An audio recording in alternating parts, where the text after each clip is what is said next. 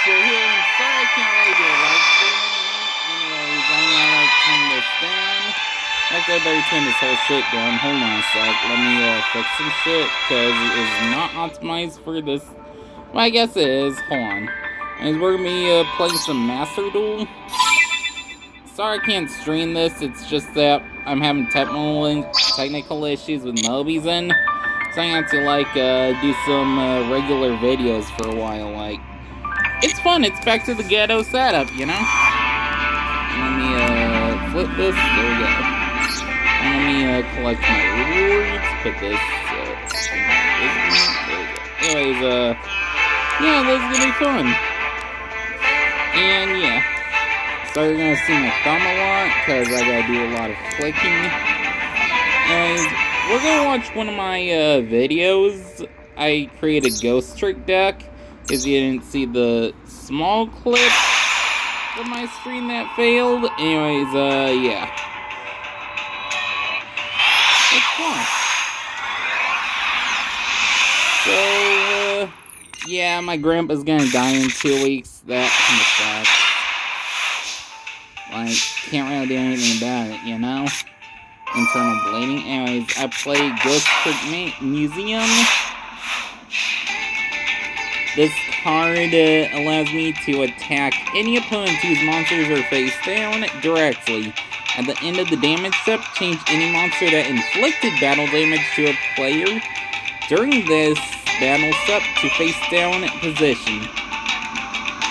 And you wouldn't believe how busted that is. And then I got Ghost Trick Yukiona, who when she's destroyed that battle, the monster that destroyed her is placed in face down position.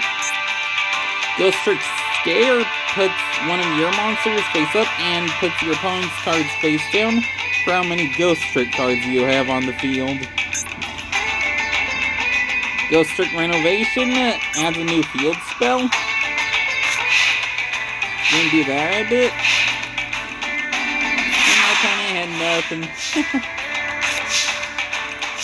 So I play Ghost Trick Knight, which prevents my opponent from flip summoning. So they're kind of stuck after that. This is actually kind of a busted deck. Like, it's not extremely busted. There's stuff you can do against it. Like, it's kind of weak against Eldritch. But still, it's a really good deck. And I activate my cards, my Renovation, and my Knight.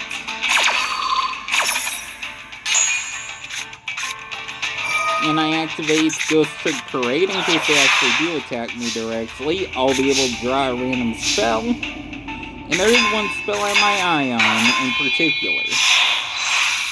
I summon Secute Boss, which is a really good card. I'm saving that for after this. I send a card to the graveyard and do something. And then I summon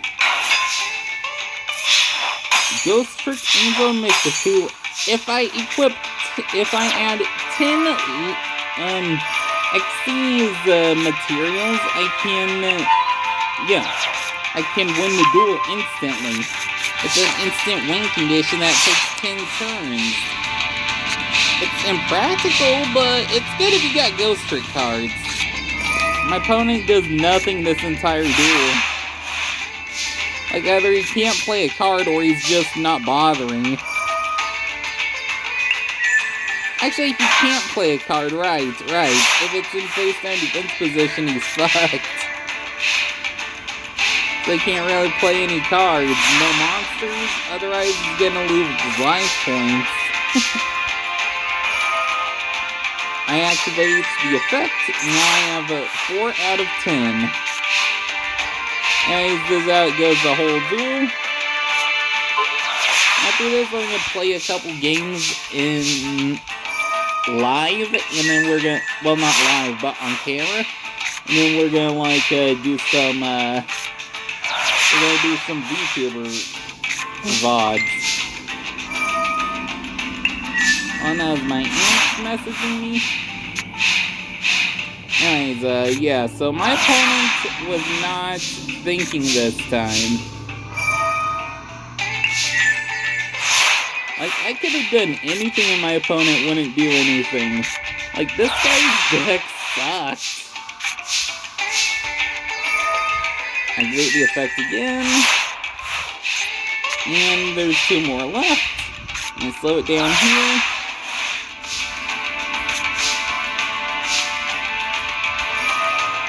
Secure Boss is not the best card in my deck, but it's a good card for when my opponent's breaking like crazy. Let me see. He's got 25 cards left in his deck and he didn't do anything.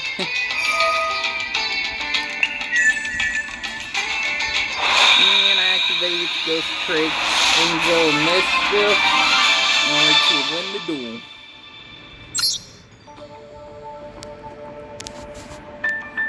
Well, that was funny. Opponent just stood there. Yeah, sometimes people do break like that. Anyways, let's play an actual game now. We're gonna play in ranked. Sucks that I can't get past this rank. My deck's just not up to snuff yet. I'll switch decks. And go with my Jolly Ghost Trick deck, as I called it.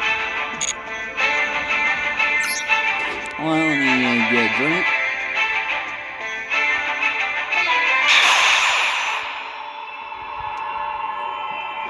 Yeah, I'm gonna be doing this for until like, I don't know, 40 minutes have passed, so we got plenty of time.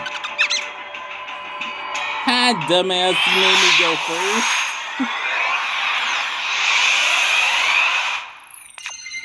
Nice. Ooh, this card. Sucks I can't only set a card right now. Well, activate Ghost Trick Museum. Play Ghost Trick Night. Ghost Trick Scare, I mean. I'll set this monster. Actually, wait. Yeah, I'll set him. He's important to my strat, but I got scared, so it's fine. And they can't attack me direct unless it's directly, anyways. Ghost Trick Scare is good for they're about to activate a monster effect to, like, special summon. I really need my Ghost Trick Knight, though. The museum is good, but it just has damage inflicted. And he's all, ooh, nice as a blue eye stack. Sadly, it's strong against me if it's a good one.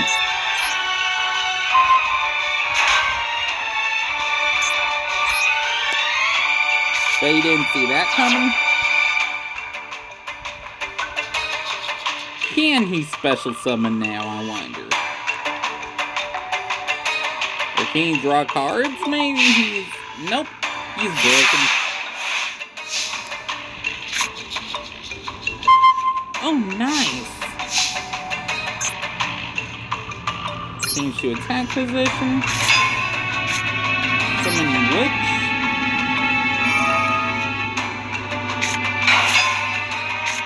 Summon Ghoul.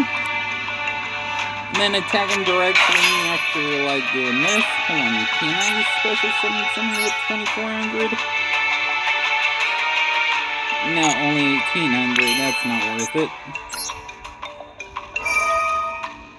I think I'll increase Ghoul's attack just because. Actually, wait, Mummy is necessary for my strat. He's got the 800 attack and he's the only one he can attack. Okay. I know that was a pointless move, but still I just want to, like, trade my power to my opponents.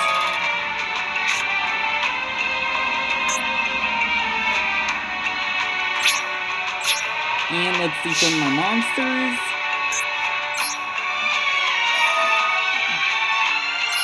Defense position. And defense position. And okay. Let's see if it can do anything. Watch, you put something in defense position by accident. Willy Brick. Or will he play a card he needs, I wonder? Oh, he's about to activate its effects. That sucks. I didn't have Knights in my hand. Target 2 ghost trick monsters in your graveyard with different names. Or just straight out battles. Special summon them. Okay.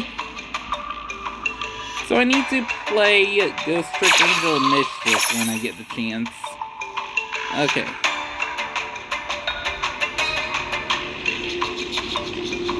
So what's his plan?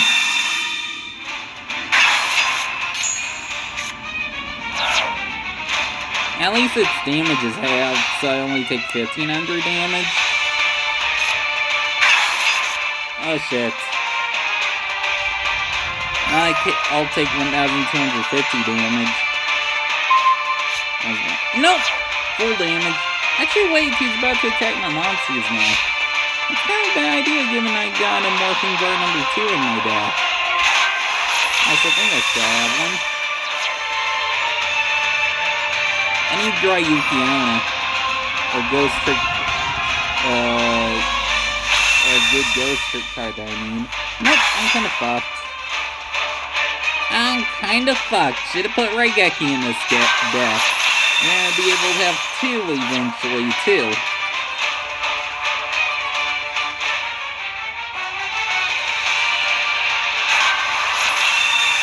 Come on, Yukiona.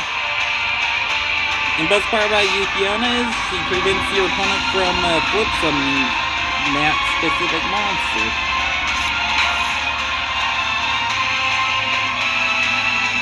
Come on, don't be a spell or trap card. Don't be a spell or trap card. Be a good card that I need.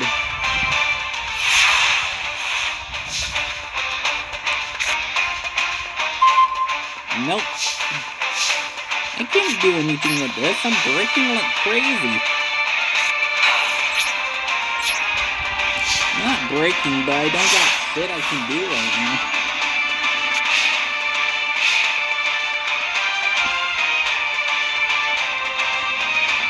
Ugh, just say a bowl of cereal, my stomach fucking hurts.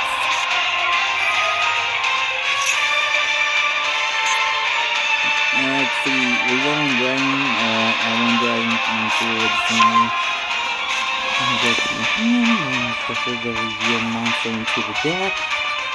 Let's play this card.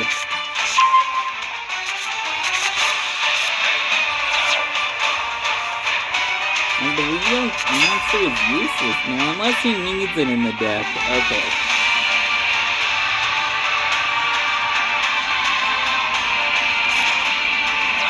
This thing a bit.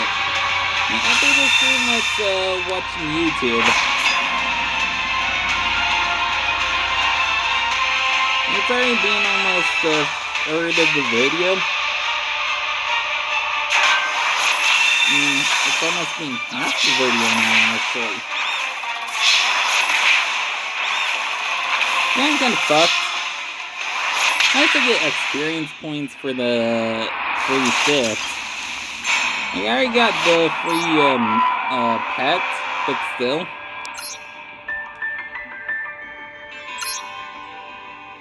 Anyways, let's watch some YouTube.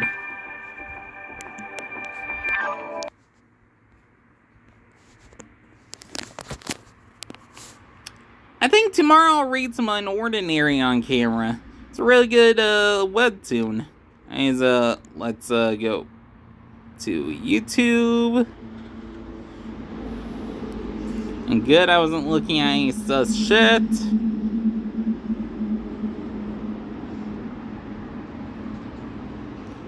No. That looks mean. Not watching it.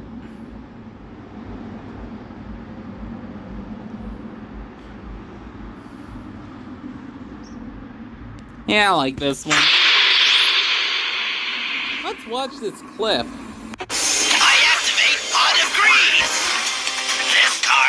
To draw 2 new cards. There's like, Greed is I think every time that they activated Pot of Greed in the anime.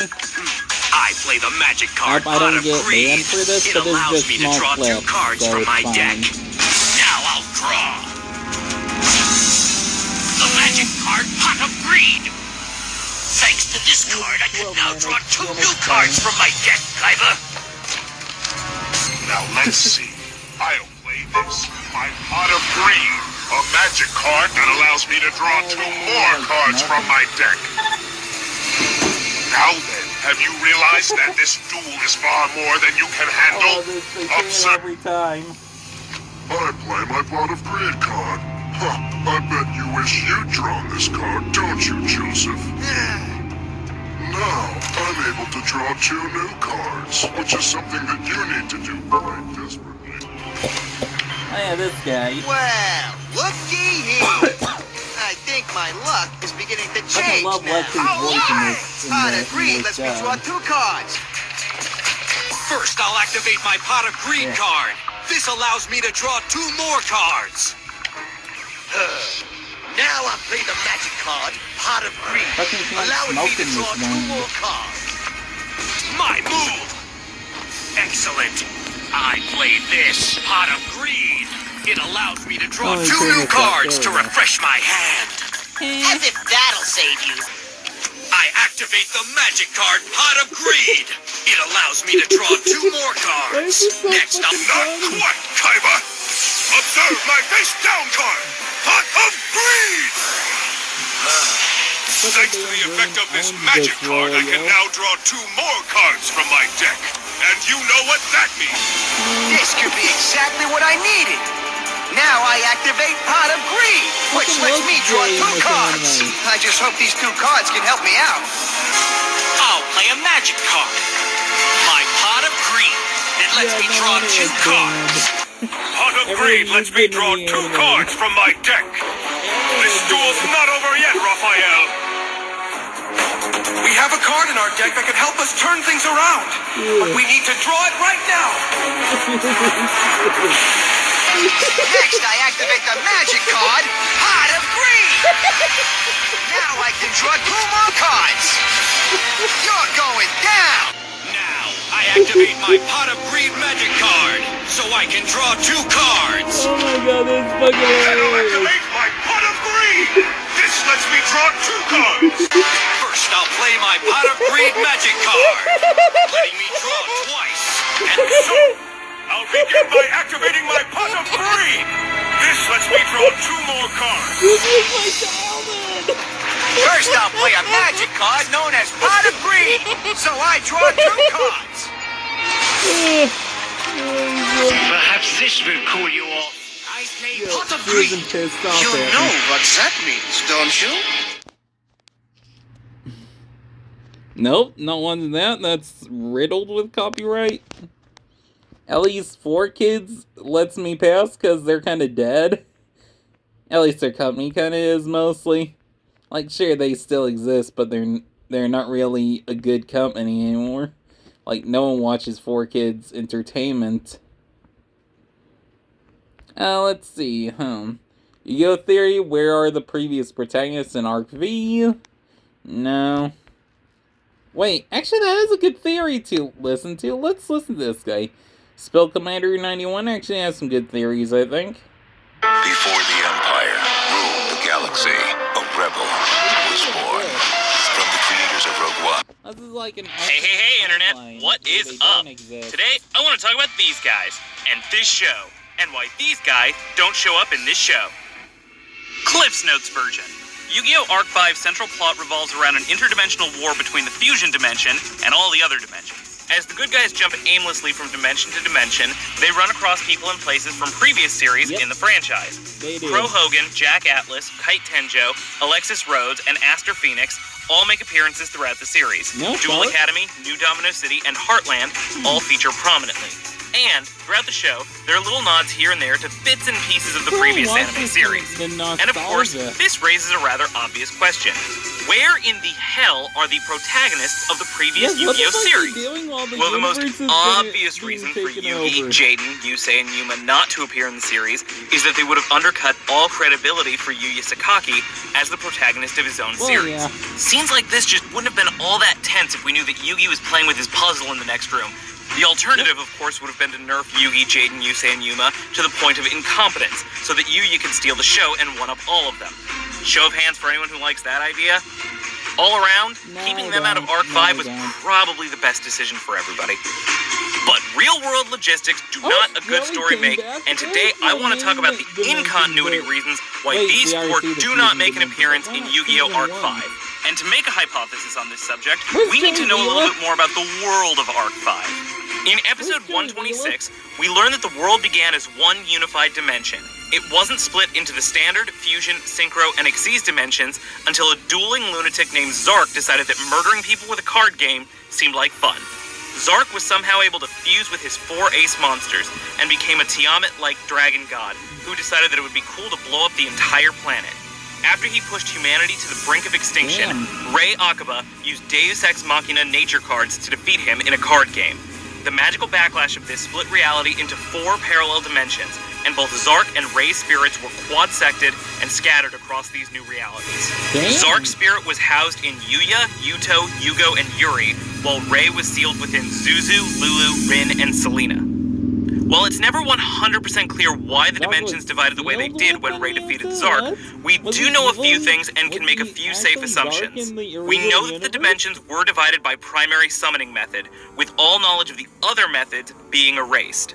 We also know that characters from different points in the original Yu-Gi-Oh! Timeline exist simultaneously in different dimensions now. To me, this suggests that the dimensions were rebuilt with some degree of intelligent design, and here's why.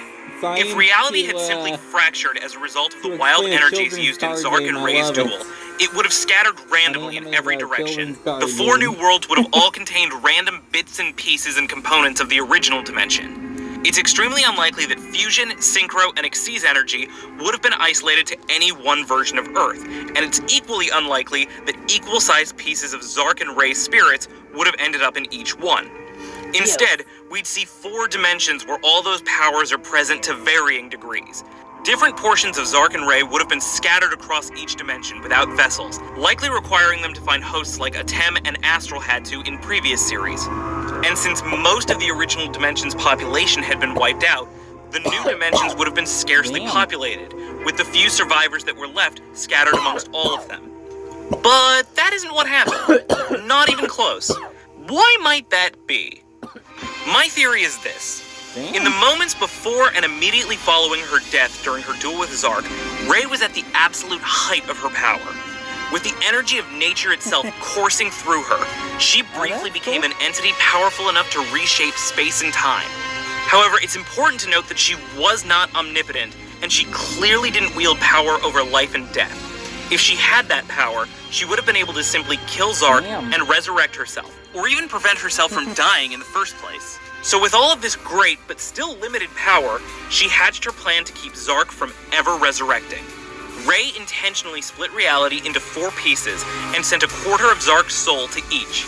She knew that the Earth's population couldn't sustain itself across 4 dimensions, so she reached back through temporal space in order to bring forward the populations of Earth from different points in the past.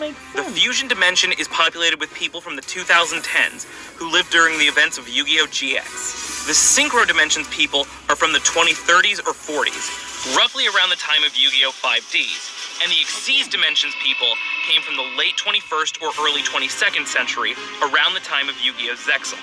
The standard dimension is where the population of the original dimension ended up, as evidenced by Leo Akiba's presence there. But since this reality was running low on people at the time, I suspect that people from the late 90s, early 2000s, around the time of Duel Monsters, appeared there as well. This would explain the technological regression from the days of Yu-Gi-Oh! Zexal, and why the original Kaiba Corp dual discs were being used again until Leo Akiba reinvented his Arc System's Solid Vision dual discs. With the new dimensions complete, she wiped knowledge of all but the most prominent advanced summoning method from each new reality period in history, except for the standard dimension, where she took away all 3. This was done, in part, to limit the amount of power that any of the Zark fragments could regain, but also to prevent any other duelist from becoming as dangerous as Zark had been in the original dimension. With all of that done, she sent the 4 fragments of her own spirit to each dimension in order to shadow the 4 Zark fragments. But what does any of this have to do with Yugi, Jaden, Yusei, and Yuma? Fair question. Let's get to that now. These four, at the end of their respective series, were among the most powerful duelists in history. If Ray had the power to move people through time and wanted to keep Zark's power in check in each new dimension, you would think she'd want these four heroes to be there to fight if any of the fragments began another rampage. And isn't it odd that despite the fact that Zark was a being of pure evil who was bent on global destruction, only Yuri retained any of his cruel and malicious behavior? Now you might say that all of his malevolence was consolidated in this one host, while all of his Fuck. Go back. Let me play this out. I have to edit some of this shit out now. Yes. All of his more positive qualities were distributed amongst Yuya, Yugo, and Yuto, but I don't think so. If Yuya, Yuri, Yugo, and Yuto make up the whole of Zark, that would suggest that Zark was only 25% negative qualities and 75% positive. That doesn't sound right. Planet-conquering mass murder should add up to a little bit more than that.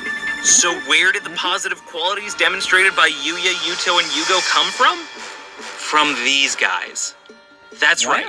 I believe that when Ray rebuilt time and space after the fall of the original dimension, she knew that the fragments of Zark's spirit, left to their own devices, would corrupt whatever host they were born into. So to get around this problem, she found the four greatest heroes of duel monsters. Heroes who specialized in each of the newly formed dimensions' primary summoning method, and combined Zark's evil essence with their positive life force. Yugi Moto fused with the standard dimension fragment to become Yuya Sakaki, Jaden Yuki fused with the fusion dimension fragment to become Yuri, Yusei Fudo fused with the synchro dimension fragment to become Yugo, and Yuya Tsukumo fused with the Xyz dimension fragment to become Yuto. And there are striking similarities between these protagonists from each series and their Arc 5 dimensional counterparts. Let's start with Yugi Moto and Yuya Sakaki. Both wear their school uniforms as their primary outfits throughout the series, using their jackets as rigid capes when dueling. Both worry about using their power responsibly, and show concern and remorse when that power is abused. Yuya's depression and hesitation to continue dueling after Zark's influence resulted in a brutal victory over Iggy mirrors the self-doubt that Yugi demonstrated after the Pharaoh almost killed Kaiba during Duelist Kingdom. And speaking of that duel with Kaiba, the way that Yugi stopped the Pharaoh in order to save his opponent is very similar to the way that Yuya hesitates to face his opponents during the Friendship Cup, knowing that his victories will condemn others to lives of hard labor. Triumph isn't nearly as important as doing what's right. The decks they use also feature a number of commonalities. Both run magician archetypes with secondary support for dragon-type monsters as integral parts of their core strategies. And both decks run adorable low-attack monsters with utility and support effects rather than the beatdown strategies their rivals employ. Then we take a look at Yugo and Yusei Fudo. Out of everyone, these two share the most similarities to one another. Their backstories and original motives are nearly identical, in fact. Both are orphans who grew up in the satellite. Both built duel runners with their friends as a means of escaping the satellite and went on to specialize in turbo dueling. As such, both developed similar skills as creative and somewhat daredevil riders, which they use to evade law enforcement when necessary. They both have similar disdain and disregard for the new Domino caste system, which they demonstrate with similar dismissive comments and behavior towards sector security. And while this might not be totally fair because Clearwing's Synchro Dragon originally belonged to Zark, it is worth noting that the ace monsters used by these two duelists are incredibly similar in design. Moving along to Yuto and Yuma. This is the most difficult pair to find similarities in. Yuto does not share Yuma's carefree attitude or innate stupidity by any stretch of the imagination, but there are similarities. In addition to both playing decks that run large support for level 4 Xyz summoning, Yuto's post-war outfit appears to be a palette swap of the Heartland Duel Academy uniform that Yuma is seen wearing throughout Zexal. And let's face it, in a war zone, a dress shirt and a necktie is an odd and impractical choice. Moreover, while Yuto's hair length and two-tone is inherited from Zark, he chooses to wear it in a manner that spikes up and outward, similar to Yuma. Yuto also shares Yuma's obsessive personality trait, though expressed very differently. Early on in Zexal, we see Yuma attempt various feats that he cannot successfully accomplish over and over and over again, to the point of ridiculousness, and he expresses that it's important to try no matter what. While Yuto doesn't seem to have the same difficulty in achieving goals on his own, we do see him acting obsessively and irrationally in the pursuit of Lulu and Duel Academy when he comes to the standard dimension. It is also worth pointing out that what few glimpses we get of the pre-war Yuto, we see a character who is far less self-serious and far more fun-loving than he is in the rest of Arc 5. I would speculate that the war with the fusion dimension hardened the less savvy and more laid-back character that Rei created into a more battle-weathered soul. And then there's Jaden Yuki and the fusion summoner Yuri. This is where I think Rei's plan might have had a minor flaw. How is it that the spirits of Yugi, Yusei, and Yuma could have been used to create benevolent beings like Yuya, Yugo, and Yuto, but Jaden's spirit went on to create a psychopath like Yuri? Well, fans who watched GX may remember that by the end of that story, Jaden's spirit was a conglomeration of different entities. His own soul is actually a reincarnation of the Supreme King, a being that was corrupted by the entity known as the Gentle Darkness. In Season 3 of GX, we see what happens when Jaden falls under the control of his darker half's influence. And it is not pretty. He commits atrocities against both friends and civilians. Atrocities that would go on to haunt him for the rest of the show. But the Supreme King isn't the only being with a checkered past that Jaden is bonded with. There's also Yubel, their childhood friend who was corrupted by the light of destruction. Yubel is shown to have several sadistic qualities, delighting in the emotional torment she can inflict on others, just like Yuri. And to be clear, the Supreme King and Yubel aren't just some dark spirits or evil influences that temporarily affected Jaden. Jaden is the Supreme King's reincarnation. Their spirits are one and the same. And at the conclusion of the Dimension World storyline, Jaden permanently fuses with Yubel, causing their souls to be bound together for all of time. These two are permanent taints upon Jaden's soul. Taints that the fragment of Zark was able to exploit. And when it did, the boy that should have been the embodiment of fun-loving and good nature became a twisted and corrupted person with a cruel and sadistic personality that gives Yami Merrick a run for his money. Not convinced? Well, let's take a look at the breakdown here. Though it's in a warped and demented manner, Yuri does demonstrate a love of having fun and a strong sense of humor, just like Jaden. He demonstrates pathologically sadistic traits, just like Yubel. He's cold, ruthless, and arrogant. He openly mocks his opponents, boasting of his superiority while mocking their incompetence, just like the Supreme King. Yuri is a complete fusion of all three. Still think that it's a bit of a stretch? What sort of deck do both Yubel and Yuri use? Vile, plant-based decks. And more importantly, what is the one unique card that Jaden and Yuri share with one another? Super Polymerization. A card whose very creation was orchestrated by Yubel and the Supreme King in order to further their own malicious goals. When looking at all of the evidence, it's hard to conclude anything else. Yuri is the spiritual merger of Jaden Yuki, Yubel, the Supreme King, and Zark.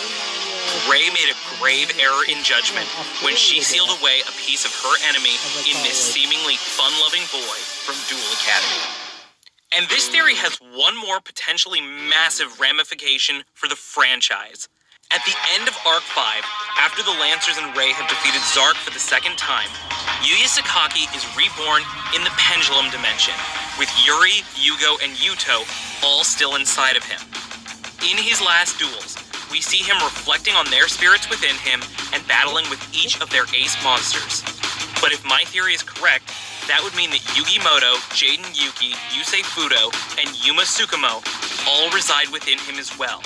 When the curtain falls on Arc 5, Yuya represents the sum total of all 5 of these duelists, making him one of, if not the single most powerful duelist in the franchise. Sorry, Yugi, but it looks like there's a new king of games in town. Well, that's my theory. What do you think? Do you agree? Do you disagree? Let's prove that this is right. All on eyes.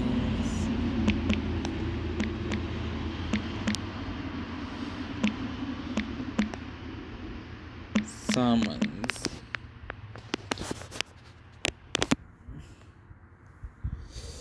Okay, let's see. All on eyes summons.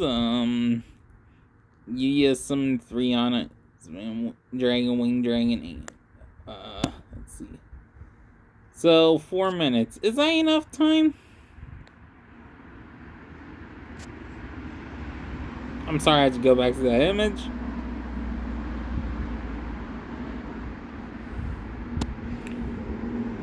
I'll click this video for now. One of the wonders of the dragon world, the spectacular Odd Eyes Dragon.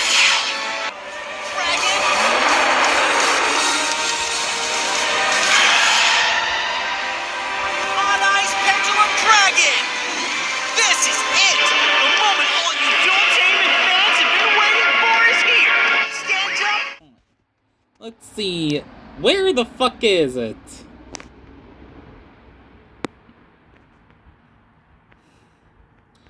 Let's see. Where the fuck is it? I know it's here somewhere. Let's see. Is this even worth all this searching? And potential copyright? Fuck it. Fuck it. I'm done. I'm done with that. Let's watch some VTubers.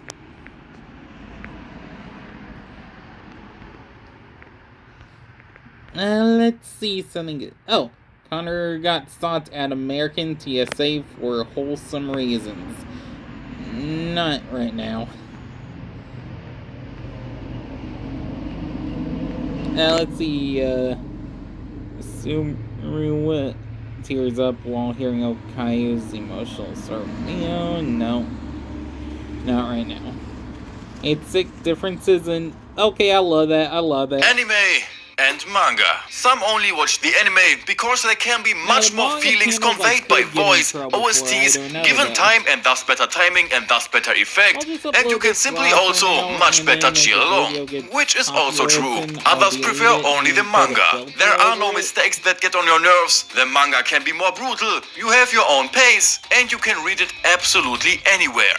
And others simply see the advantages in both and therefore treat themselves with both. That there are also differences in content between manga and anime is probably clear to everyone.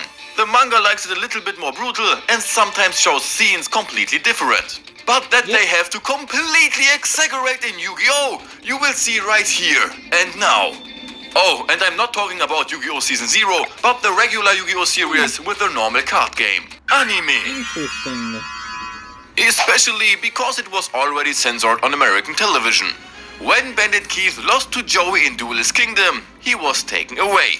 But he somehow managed to break free and get to Pegasus with an admittedly pretty impressive jump, only to threaten him with his fingers. Well, actually with a gun, but that would just be way too brutal.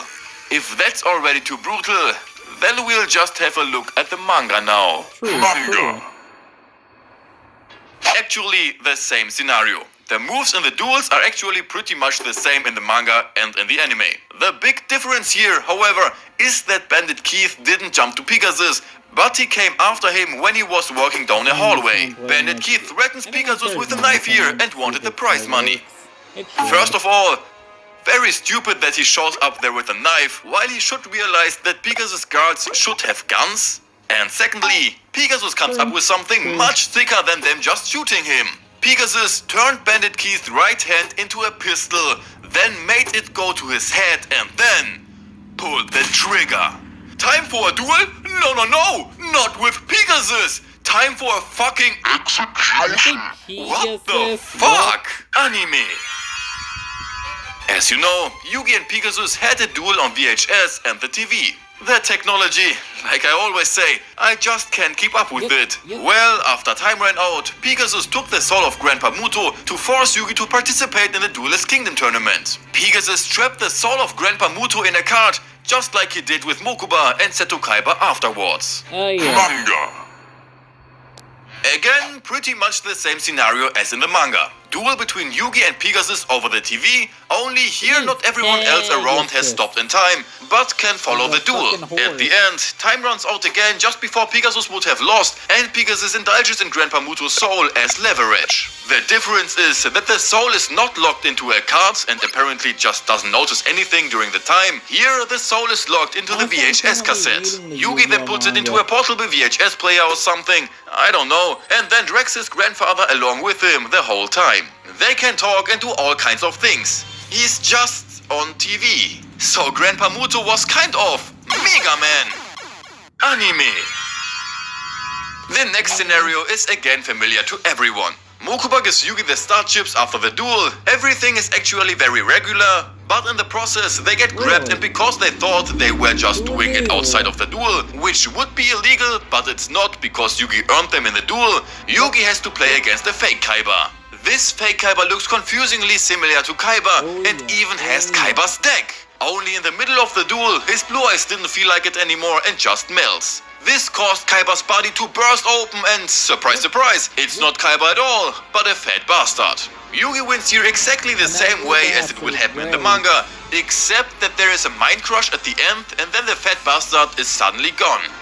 Manga.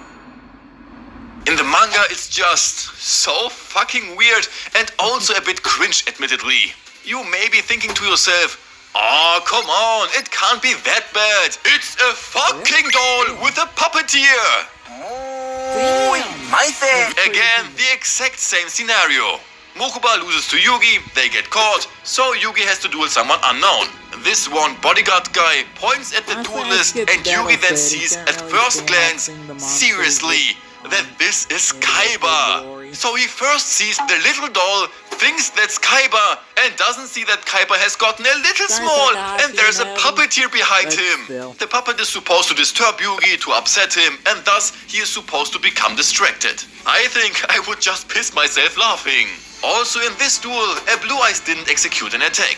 But not because he just melted because Seto Kaiba did something on the PC, but because he simply didn't want it anymore. The Blue Eyes had no desire to attack Yugi and end the duel. It simply disappeared shortly before the attack because Kaiba woke up from his state of unconsciousness after the duel against Yugi, and the cards finally choose the duelist and not the duelist the cards. And so there was a bond between the Blue Eyes and Kaiba, and when Kaiba woke up again, the Blue Eyes hurt him somehow, or who knows? Mokuba first says that the Blue Eyes doesn't listen to him, although he then plays another Blue Eyes, and then this Blue Eyes listens to him.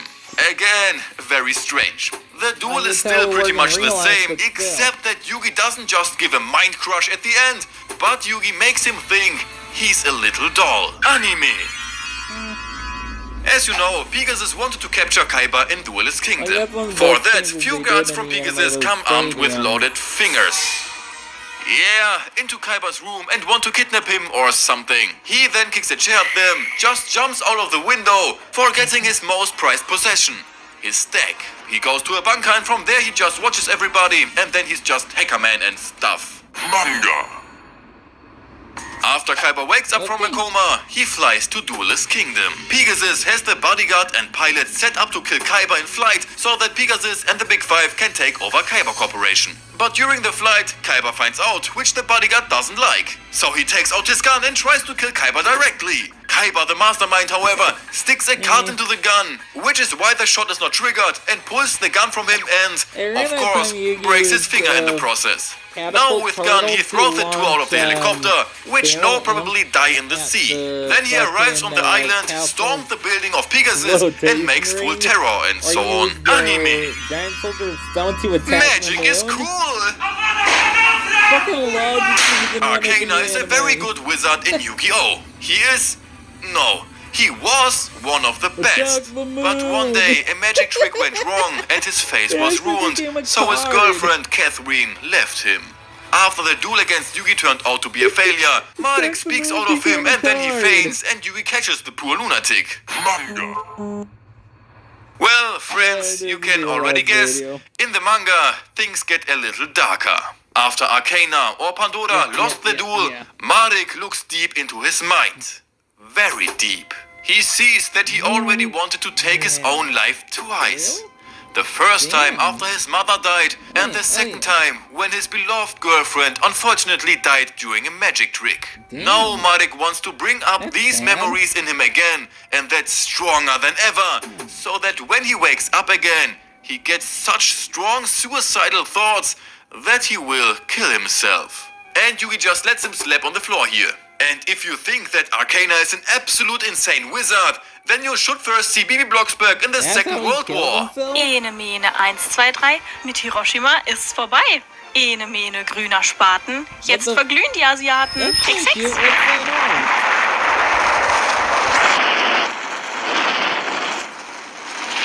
Why is it a video of Hiroshima?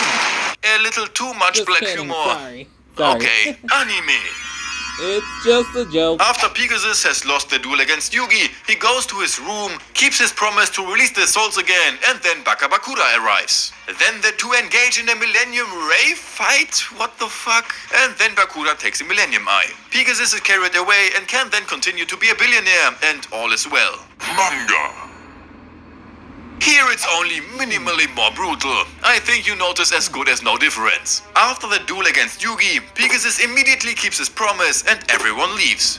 Then it seems that Bakura and Pegasus somehow met at the duel table or something.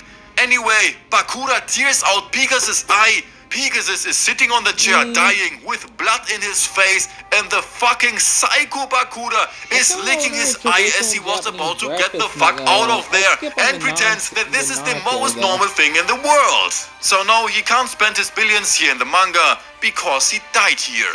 Bakura just killed him here, zapped up his eye, and then... Schönen Abend noch, ja? Wünsche ich Ihnen auch. Wohl schaffen, ne? Anime. Everyone still knows him, I think. In the anime, he got into position and the rarity hunters let Marek know that he was in position. The In manga. total, he stood there for 3 hours without moving. Manga. That fucking mime. In the manga, the crack did bang a little harder on Krillin than I thought. Or Marek banged a bit more. Who knows? Because Marek left him stand in the middle of the city for 2 whole days. Am I Completely defensive? without him even moving minimally. He just stood around like that the whole time for 2 days. Anime. For 2 days. In the anime, there is no further elaboration on who this Krillin on crack actually is. Here, he's just some random guy without even getting a background story. Manga. Yep. In the manga, he was actually elaborated on a bit. Although not really much more, but we know something from his past. Namely, Krillin has killed his parents in the past, and because of that, he has felt a great guilt. His guilt is supposed to have been so strong that he closed off his consciousness for the most part, which is why Marek was able to take him over super easily by talking in his head and just pretending to be a god. Of course, that explains why Krillin started taking crack. Oh man, what has only become of our sea fighter? Crap? Sad. That's it again with this video. I hope you enjoyed it and I'll hope to see you again next time, so take care my Well, friend. anyways, that's the video. Hopefully you enjoyed it. Sorry I couldn't really, make it too long. Anyways, yeah, this is Shiro signing out. Have a good day, y'all. Let me, find the... Fuck, where'd it go?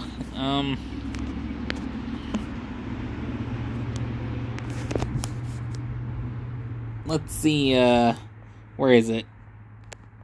Here it is, and, yeah, sure out. Later, y'all.